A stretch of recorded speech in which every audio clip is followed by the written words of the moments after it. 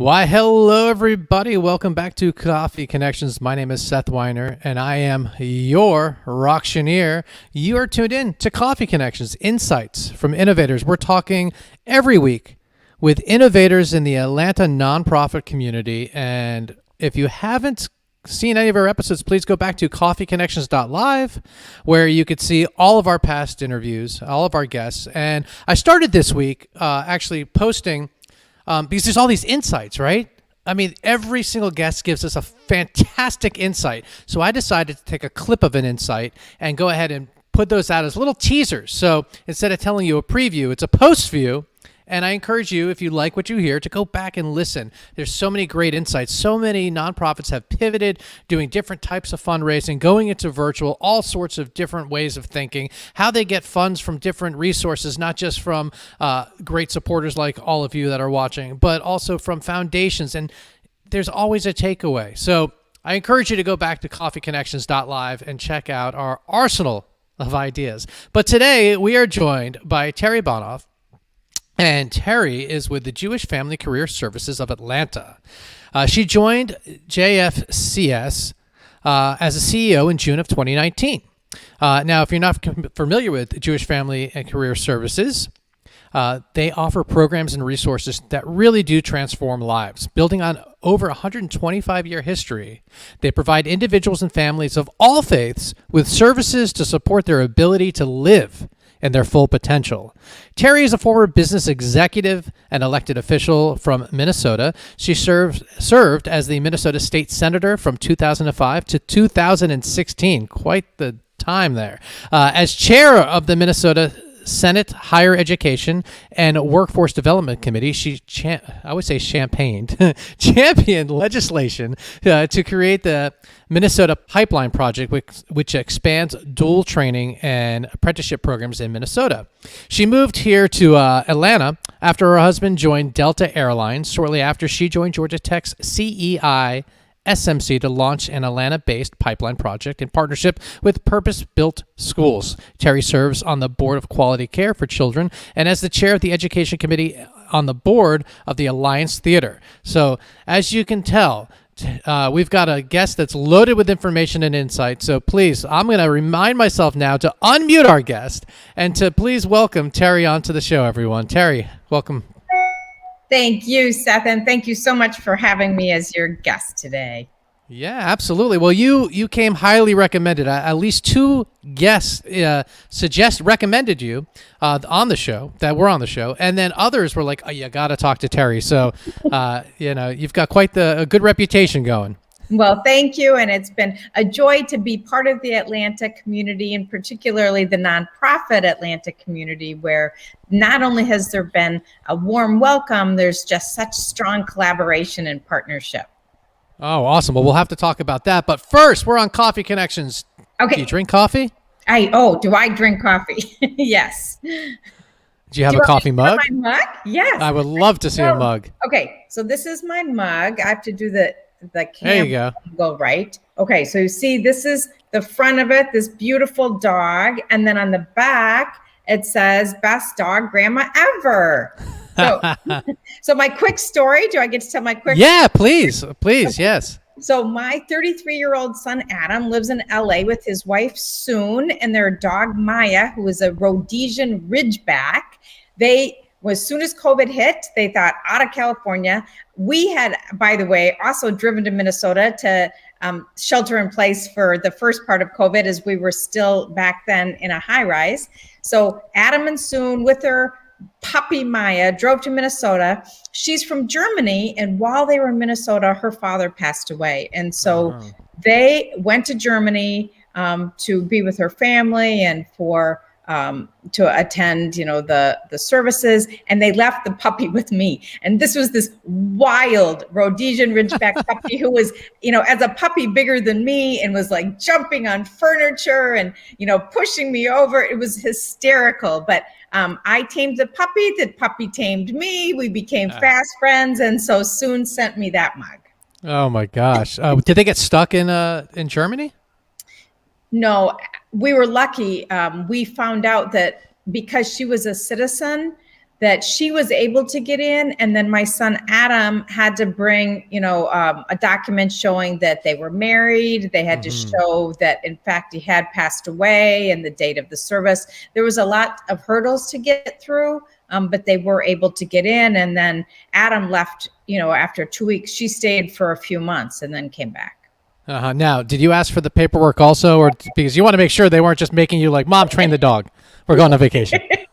They are such crazy dog parents that I knew this was heartbreaking for them to leave that little girl. Oh my God. No, I understand. So, I mean, I'm down here in South Florida. My mom passed away on the 31st, and I happened to be traveling. I had the dogs. I'm so sorry. Well, thank you. But I had my two dogs that they travel in a pack with my ex-wife. So my son, they travel in a pack. So they go, when I get my son, I get my dogs, this nice little pack that I get. But they were out of town. So I had the two dogs. So now I've got the two dogs I'm still helping my dad out here in South Florida.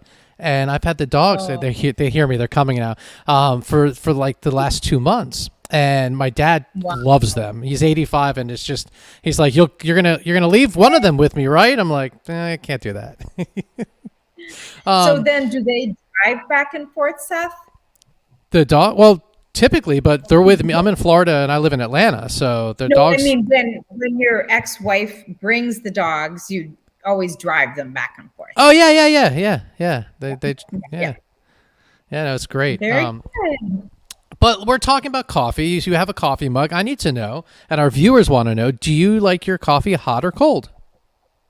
So hot that I pour my coffee out. I drink a few sips. I only pour a little bit, then I pour it out to get fresh, to do hot. And I have to make a second cup in the morning because I like it so steaming hot, and I can't get it to stay hot enough. So do you use one of the, well, no, that's not crazy. So, okay.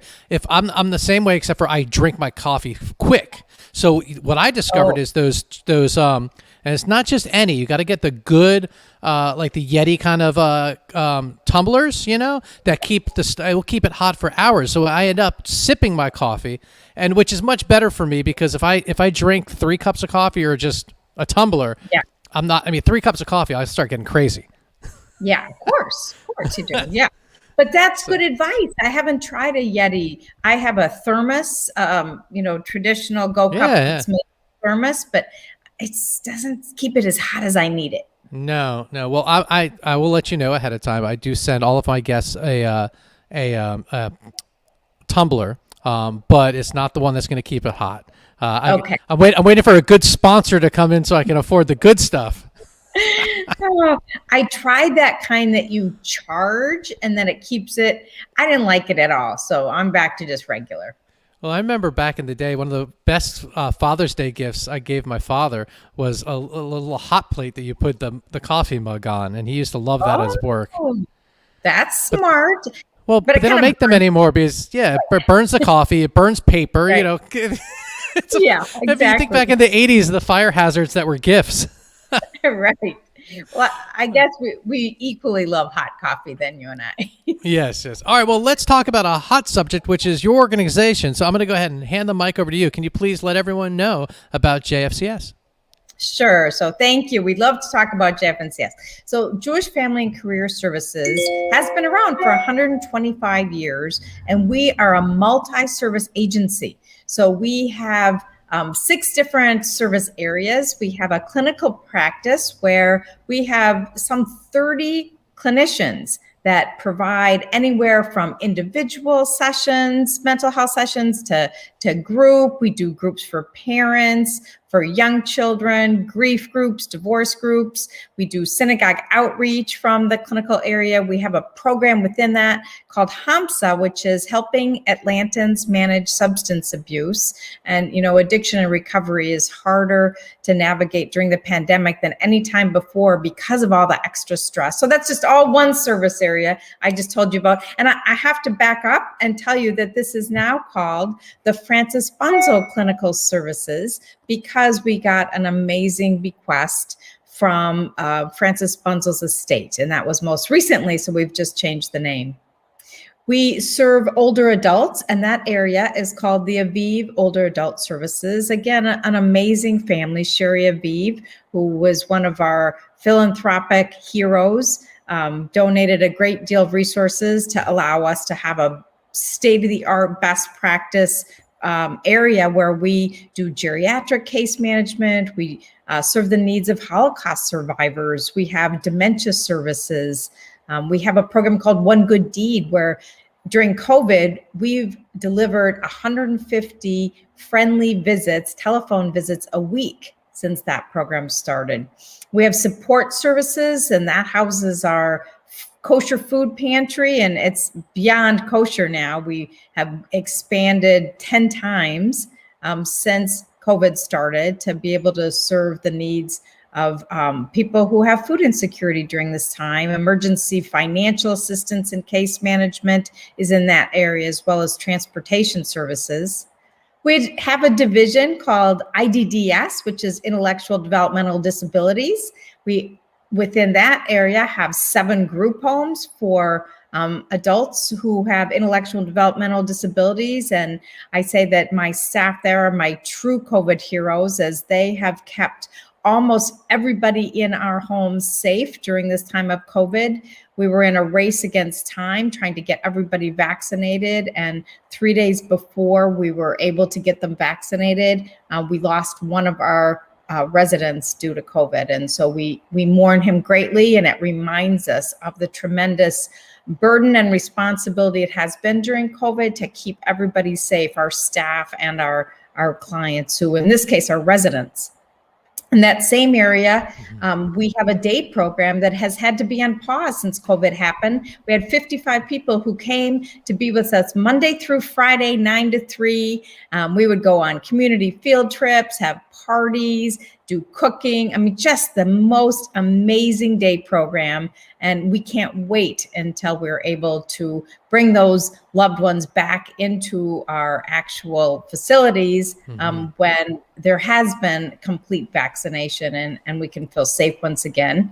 We have a career services area, which had been kind of quiet before COVID, and now we've ramped that up again. And so we're doing job placement, we're doing workshops, making sure that those who have either lost their jobs or been cut back have the support they need to get back into the workforce. So I think I've done it. I think I've named all of our service areas. I know it's a mouthful, it's a lot to listen to, but it's a lot. Well, it's not, forget the lot to listen to. It's a lot to manage. I mean, how large of a staff do you have? We have about 200 people. People are often surprised. Yeah, we have a tremendous staff. And another thing to just share is that when COVID happened, we knew it was coming, the eventual lockdown. And so we had taken every measure and precaution to be ready on like day one to pivot. And one of the things that we did in order to make that happen was to tell our staff that you're all going to keep your jobs. Everybody's going to keep it at the same salary. I was like, I don't know how this is going to happen, but that's what we're going to do. And so by doing that, everybody could put their own concerns aside. And we said, even if your child is sick, you'll take care of your children. Don't worry. No matter what happens, you got your job. And then they just became like brilliant, altruistic staff in a way that I've never seen a group come together and have delivered, in many areas, 10 times the velocity of services during this time. Wow, that's amazing. Gosh, so much going on, so much to deal with, so much you're currently dealing with, and so much transition that you have to plan for. I mean, when it comes to mental health, which is very important to me, and I support all. One of the main things I support is how we're addressing the stigma of mental health, and I think in the last 2 years, as a society, we've really come a long way in beating that stigma, and I think there's a real future for the next generation coming up under me to actually grow up without that stigma and to look at mental health as like they look at going to the gym. It's a muscle you got to work. And so how prepared were you was the organization to be able to move that into, online? And so the one question is, how were you prepared? And the other question is, how are you preparing for the onslaught that's going to come as we continue to get through, this pandemic? Yeah, two great questions. So how prepared were we to go virtual? I share a funny story that we were prepared because my chief development officer had planned to have a bat mitzvah for her daughter on April 4th. And she told us in February, that bat mitzvah is not going to happen. We're going to be all shut down by then. And I was like, what are you talking about? But she began to share her thoughts with us and her evidence. And we're like, okay, well, if that's happening, we have a lot more problems than your bat mitzvah. And so we had already figured out how to have Zoom virtual sessions. We had done investigations about, the HIPAA restrictions. We had made sure our clinicians were comfortable with virtual telehealth. Those who weren't going to do it on the computer, they were set up with telephones. We really did everything we could so that we were ready. Oh, that's outstanding. So there, my camera just keeps going out. So Well, we lost Terri momentarily. I believe she'll be back in just a minute. We'll see, but stick with us, folks. In the meantime, while we're waiting, I'm going to go ahead and show everyone an old video of my son. So just stand by and be entertained as we wait for Terri to rejoin us. All right, ready? D, 1, 3, ready, set, go. Let's start again. Ready? D, 1, 3. Do it again. D, 1. Well, Terri, I had to fall into something, so I went back to my son playing cello when he was 3. And that's the best video. That is the best. I don't know what happened. All of a sudden, the screen was gone. Yeah. So that's all right. So go on. Yeah. So I shared about how we got prepared to be virtual, and we really never missed a beat. When COVID first started, we were averaging about 150 sessions a week. We're now averaging 275 sessions a week. So not only did we pivot, we've just grown in huge amounts. So now the second question, which is even the more important question, how are we prepared to address the tsunami of mental health needs in the future? And that's the thing. If I could talk about anything today, that's the thing I'd be most excited to talk about, because we have pre-COVID, we've understood that there is such a need to, particularly with children, teens, and their families, to address the health and well-being of those families, children, teens. Right. And so we had said we want to expand in this area. We had already hired consultants to figure out how we were going to expand. We wanted to understand what best practices were happening around the country, who was doing it best. So we were in the middle of all this research, and then this happened. And we thought, oh my gosh,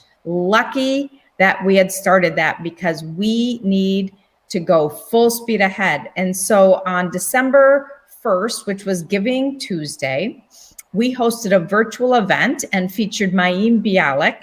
And the theme was a spotlight on teen mental health. We had 800 people come to that virtual session to hear from Mayim about her take. She's not only this incredible actress, she's got her PhD in neuroscience. And so she shared, and then we announced that we were in fact going to launch this new center. Since then, we've raised hundreds of thousands of dollars towards this new center. We've begun hiring. I shared earlier with you, we're going to have a special focus on early childhood mental health and well-being, so that we support parents and little ones. We are going to have a parent navigator, so that when you have an issue with your child, you can come to us. And even if, say, you have a child who has acute needs, we don't have to provide that for you, but we can help you find the best place to go. We have partner agencies. Right. The Berman Center does a phenomenal job, if you have really an acute issue, or Skyland Trail. And so we're going to focus on wellness, on prevention, on mindfulness, on practices that strengthen resilience. And so you're going to hear more about that in the future, but that's exciting. You. Yeah. So if I'm hearing this right, help isn't always for the person that you think needs help. Often it's also, so when it comes to children, helping a child isn't just helping the child, it's also helping the adults how to help the child. So like, you think about you talk about these little kids, under 3 years old, you can't just tell them, get up and do whatever, like you can't, we have to look at, especially a kid that comes from trauma, their wires are set up differently than ours. And you as a parent need to understand how to work with that child. Just because a kid has temper tantrums, how do you work with those temper tantrums? So is JF&CS a place, so they can go to jfcsatl.org for more information, but is that a place where they can get resources to learn how to better help their children? Absolutely. And you are absolutely right. When a child has a tantrum, that often triggers in the parents the sense of helplessness. And so they want to dig in and control, when really maybe those automatic responses are the opposite of what might be indicated. And so we at JF&CS, with our clinicians and our professionals, can provide that kind of support to say, try this as a tool. Think about your own trigger, because oftentimes we in a family, we bring our memories of our own families to bear, you think? And we do either, everything that we said we'd never do, or, we do the opposite of. And so there's all that at play, that to be able to unpack all that and make clear, conscious choices is so powerful. Well, it goes back to like we were saying with the mental health and the stigma and all that, right? Same thing as a muscle, being a muscle. Okay, well, I had a puppy. I took the puppy to get trained. Right. Who was getting trained, the puppy or me? I was getting trained how to be a puppy owner. Exactly. And therefore, I didn't look at the dog and say, act this way. I learned how to get it to act a certain way, or to at least lean it to the right direction. But it's all about, I was the one being trained. Isn't that the truth? Yes. And now that we're older, as parents, we see and learn, so much, and think, oh, if I could just go back and do that. You're lucky because you still got a little one. I do. He's 7. Yeah. He's a little in that one, but he's 7. Although sometimes he acts like a teenager. Is there a program for that? Like when your son's 7 but rolls his eyes like he's a teenager? Or is it just don't let him watch Nickelodeon? Maybe both. I think it's called life. They just grow up so darn fast. And he imitates you. I bet he's just like you. Well, it's really funny you say that. There's a video of me when I was about 8 or 9 years old, and I was watching it with my father the other day, and I'm like, oh my God, like my son's mannerisms are the exact same as mine. Isn't that crazy? They watch, and it just, they ingest it. And so that's another example of why we have to be conscious about how we're acting and what we're doing, because we don't even realize how much kids are like sponges, and they don't just do what we do. They do what we say. They actually do what we do. And then being a parent, here I have a 7-year-old son, and I'm telling him, he's a great eater, by the way, but I don't have to tell him to eat his vegetables, but like, I'm parenting him. And now with my 85-year-old father, and guess what? I'm parenting him, making him eat his vegetables. And so I use that as a segue to talk about, so a little bit more about the elder services that you have. So if someone like myself, say I do live in Atlanta, but say my father lived in Atlanta, what services would you all have for elders and families that are having elders? Like what can they lean on you all for? And this is so important right now. And Atlanta has one of the greatest percentages of older populations in the country. And so we're proud to say that we have a whole array of services. I have 2 parents with dementia, and they're still in Minnesota. So I'm very envious when I look at all the programming. But so number 1, you could call 1-866-AGE-WELL. And AGE-WELL is a collaboration between the Jewish Home Life, Jewish Family and Career Services, the MJCCA, the JCC, and Federation. And depending on what your needs are, whoever answers that phone is going to direct you to one of our organizations. So if you said, I need someplace for my father or mother to live because they're no longer safe at home, they can help. Or if you say, I want my parent to stay in the house, but my parent needs some help, what they'll do is they'll send you back to JF&CS in our older adult services, where we'll assign a geriatric case manager, and that geriatric case manager will work with your parent to figure out what services do they really need. Do they need somebody to come in and clean once a week? Do they need somebody to come in and visit? Do they need somebody to help them with shopping or transportation? We have all of that available to us, and we do it very one-to-one. So one-to-one. So let me unpack that for a second, though. So one-to-one. So if you have someone has an elder parent that lives in Atlanta, and they're going out of town for business, or they don't live in Atlanta, their parent does. Yeah. To have. And if Medicare only covers, say, 40 hours for home health care, they don't really need health care, but you want to have someone come and check on them. Did they eat properly? Did they do their laundry? Like simple things like that, which, by the way, are really important. Is there a cost for people to be able to access the service? So we have sliding fees depending on ability to pay. We have grant-funded programs that the Federation, for example, has provided funds for us to help Jewish seniors who don't have resources. We don't let pay be an obstacle. We make sure to meet the needs of our seniors. Just a quick story. I got a call recently, several months ago, from a rabbi who said that he had a congregant whose wife died during the night, and that this gentleman was at home, and he had Parkinson's, and he had dementia, and he was unable to care for himself, but he wanted to stay in the home. We assigned a geriatric case manager to him. She came to his house. She saw what was going on in the home, and it really desperately needed a cleaning. He had a pet. We needed to figure out how to care for that pet. Then we had to figure out a way to handle the arrangements for the funeral. So our geriatric case manager spoke to his son who was in California. They figured out how to do the burial, where it was going to be. And then once all those things got handled and set up and a structure put in place, then our geriatric case manager could just once a week check in and say, how's it going? And so I followed that whole from beginning when I first got that call to how it turned out. And that made me understand just how proud I was of the level of care and support that we do provide to the seniors. So if you have a loved one and you're in need, or you're thinking 5 years from now you're in need, do feel free to call us and learn what's available. That's wonderful. JFCSATL.org. And if you're watching from another area, check out the Jewish Family Services Career Centers in your area as well. And, helping elderlies.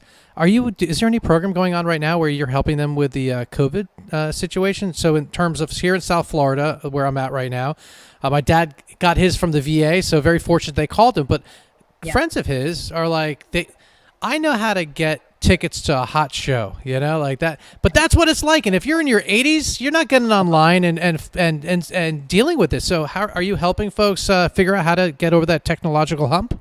So that's a great question. I wish I had better news for you, because it's a really big need. We have finally found somebody who was willing to provide volunteers for seniors who needed help. We have done that for all of our own clients. We've helped them secure the shots, but the need is just so great. And, as I helped my parents in another state and spent, 4 hours online just trying to get one shot. Right. It's very time intensive. And so it's going to take a lot, but there's been a lot of conversation about what is the right process. And I guess the thing we all have to just hope and pray for is that we get more supply, so this thing just opens up. Well, I believe that the one shot Johnson & Johnson's going to, obviously when it comes out, it's going to double it because you're only getting one shot. So we're getting there. We're getting there. Just I will say I think Georgia's doing a fantastic job, and a lot. If you watch the news, you might only hear the negative, right? But really, there's a lot of people getting vaccinated. So everyone I talk to, I hear those stories. So I too think Georgia's doing a fantastic job. Mm-hmm. And gosh, before we get into fundraising, I had one other question, and I almost lost it. Wait, gosh, there's just so much. I could go on and on with the services you all provide. It's just really fantastic. But it costs money to do all this? Where do you get your So that funding? is a good question. I'm going to answer it, but I forgot to mention one jewel. Yeah, go ahead. No, please. So with Aviv Older Adult Services, and I mentioned we have dementia services, we do these things called brain health boot camps where virtually, I mean, we used to do them in person, which was amazing, but your seniors who have either currently have dementia or are beginning to have dementia, they come together and they do brain exercises, and they're both physical and mental, and they're very effective. And then we have a choral program for people with dementia. We have like 3 or 4 different programs. And so that's something that makes a big difference, because especially when seniors can't go out and they're so isolated and lonely, anything we can do to keep them stimulated so that there isn't a decline during COVID is just critical. Right. Well, I mean, before we go to fundraising, Tony Bennett came out with Alzheimer's the other day, and I found it very fascinating. One of the things he said was, because he performed almost every day, the Alzheimer's didn't. He had a ritual. He was able to keep the song he was able to exercise his mind, and the time that that he wasn't able to do that over COVID really set him back. Wow. And it was like, wow, that's powerful. That is powerful.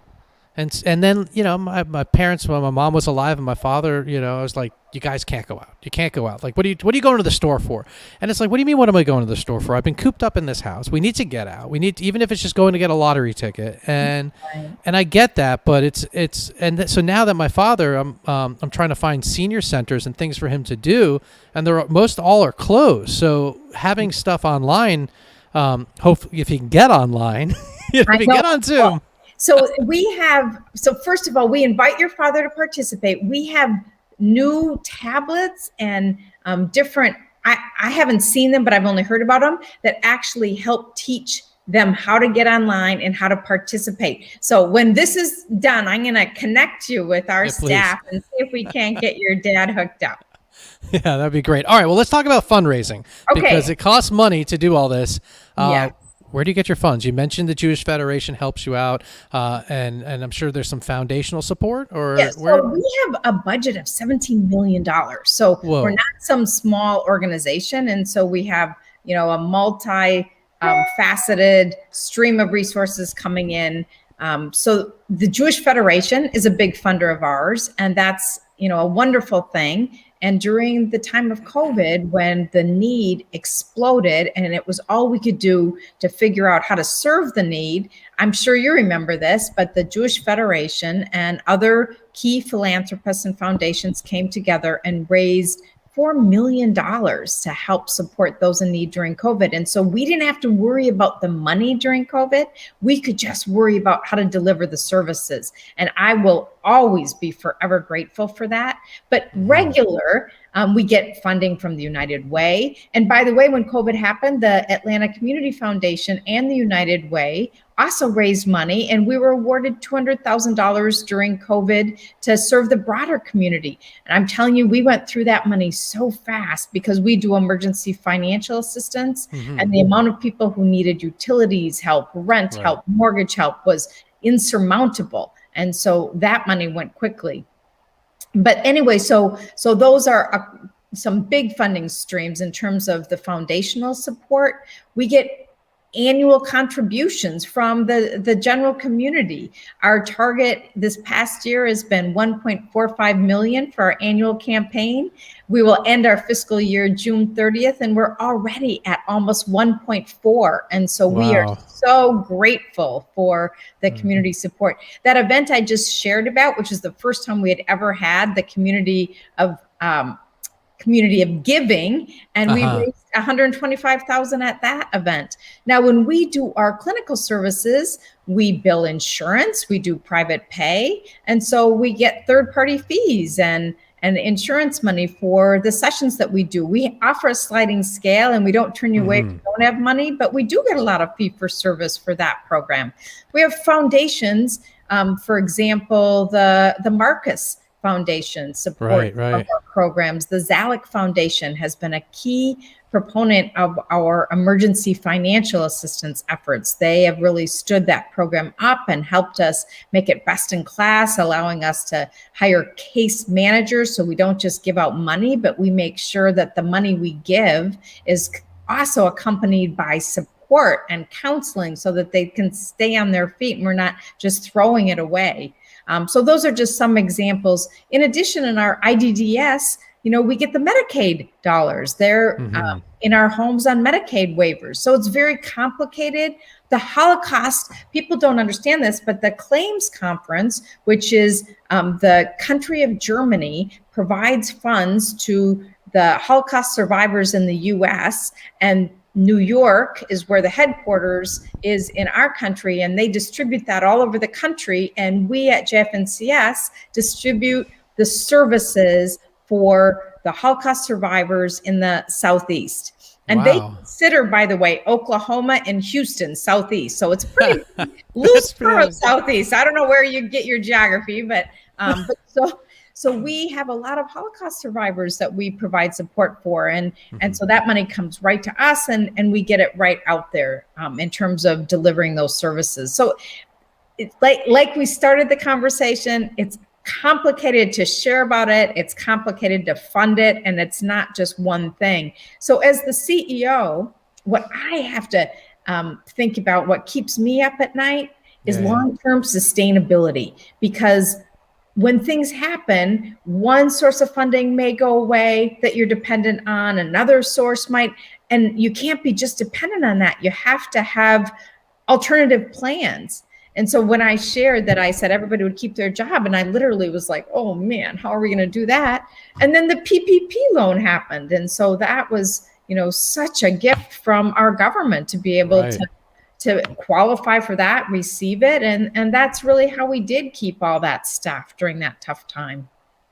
Yeah, that's incredible. That's true. And I'm one to be critical of our government, but also very thankful and grateful. And I feel, I paid all my taxes and I've kept up with everything. And when the need came for PPP and the disaster relief, the government was there, and unemployment. And so I'm very grateful for what I've been able to access. And I know not everyone has been able to, but I do support. I'm very grateful. And I think that we're constantly making improvements there. So, but you also have events, right? You also have events coming up. We do have events. And of course, oh my gosh, in COVID, events have completely changed. So every year, one of our biggest events was the Community of Caring event in the spring, a big luncheon. And then I shared about, we had that Community of Giving with Mayim Bialik. Well, now in the spring, 2 of our big events are about to come up, and we have again transformed them. So we have this program called the PAL program, which is a Big Brother, Big Sister program. It's the only Jewish Big Brother, Big Sister program in Georgia. And so every year we would do this fundraiser in January, and it was called Having a Gala. I was kind of a little bit appalled when I first came, because what I learned was everybody would come together and drink for several hours, and then we let them go. And I was like, what? You don't give them food? I can't let all these young people go out drinking and not have food. And so last year was my first Having a Gala, and we made that change. We started it earlier, and we gave them a lot of food. And so I felt safer to let them go. But this year, obviously, we can't be a super spreader event. And so my team, who, I just think the world of, they created an alternative, and it's called Having a Walk. And so instead of drinking to support this program, you can walk to support Atlanta's only Jewish Big Brother, Big Sister program. And it's April 18th, and it's actually going to be on the grounds of the Weber School. And we're so excited about it. And the fun thing here is the bigs can walk with their littles. And so it's really going to be a family event. And I would not be surprised if we see some people moonwalking. Oh, I like that. And don't kid yourself. Some of those that went to drink, they'll be drinking what? Johnny Walker. Oh, we're going to use that one. You're welcome to it. Oh my gosh. We should give out to the bigs, the little shorts of them. That's cute. And I am exaggerating, because I know those those millennials who have been supporting the Pell program, they're very responsible. But actually, I was so impressed. I'd never seen so many millennials come together in my life. And I'm thinking, wow, I wish I raised my 4 kids in this community, because it was always hard to get them to meet other Jewish kids. Huh.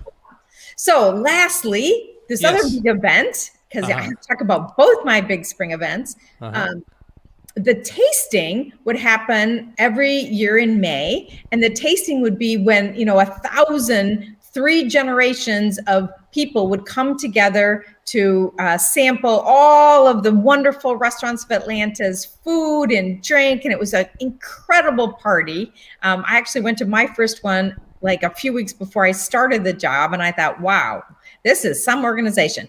Well, now this year, we're going to launch the tasting card. You will have an app. It won't be a physical card. It'll be an app.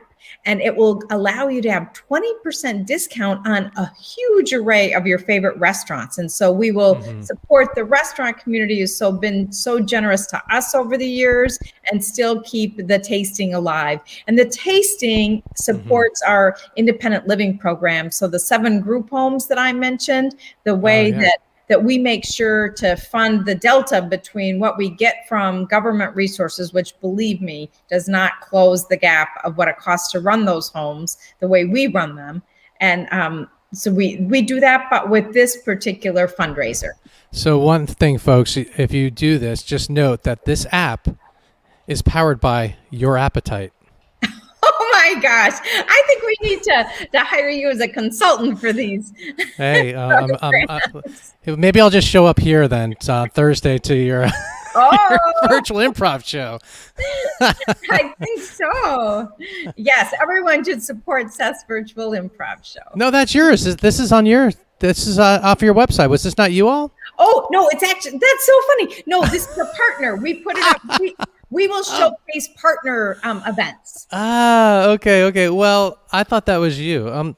Well, anyway, we'll see. Keeping it in the community there. And speaking of keeping it in the community, I do have one other question, which we close. But before I go there, I always like to have an opportunity to circle back with our guests, and in case we miss something. But here, for the first time, beam, I remember what I wanted to ask you. Okay. The organization's name starts with Jewish, but yet you don't have to be Jewish to tap into these resources.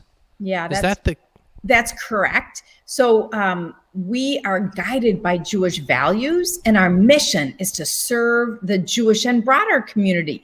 But for every program we do, we start with what is the Jewish need? And so 2 examples, in our intellectual developmental disabilities program, we probably have the least percentage of Jewish people of the whole, maybe only 20% instead of 80. Instead of say 60 and some of the others, or 70.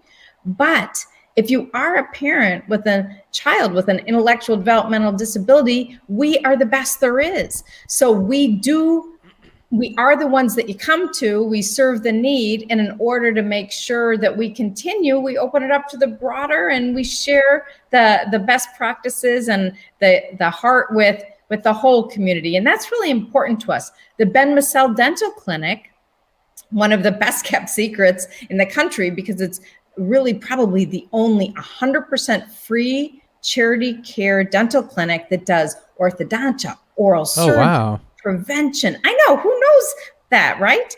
And we don't have that many Jewish clients, but the dentists who volunteer are the Jewish dentists of Atlanta. There's dentists other are Jewish? I've never heard of that. Never knew that.